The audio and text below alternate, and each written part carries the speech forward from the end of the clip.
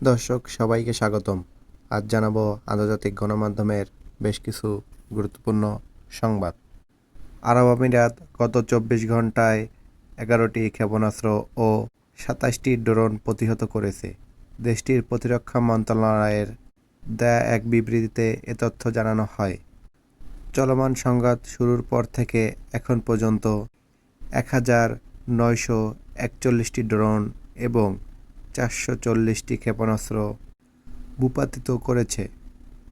মার্কিন মহাকাশ গবেষণা সংস্থা নাসা ৫ দশকেরও বেশি সময় পর আবারও চাঁদে পাঠালো মানুষ।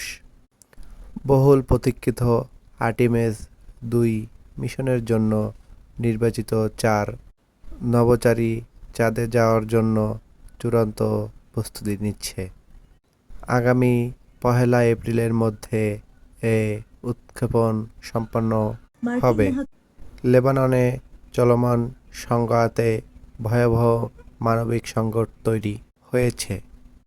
জাতিসংঘের শিশু বিষয়ক সংস্থা ইউনিসেফ জানিয়েছে, মাত্র ৩ সপ্তাহের যুদ্ধে দেশটির মোট জনসংখ্যার প্রায় ২০% মানুষ বাস্তুচ্যুত হয়েছে। যুক্তরাষ্ট্রের নৌবাহিনীর নেভি সিলস, আর্মি রেঞ্জ সহ শত শত বিশেষ বাহিনীর সদস্য এখন মধ্যপ্রাচ্যে অবস্থান করছে বলে জানিয়েছে বিসিবির মার্কিন অংশীদারি সিবিএস নিউজ। কুয়েতের একটি ডিস্যালিনেশন প্ল্যান্টে লবণাক্ত পানি শোধন কেন্দ্রে হামলার ঘটনায় সরাসরি ইসরায়েলকে দায়ী করেছে ইরানের সামরিক বাহিনী। নিয়মিত আন্তর্জাতিক সংবাদ পেতে আমাদের সাথেই থাকুন। ধন্যবাদ।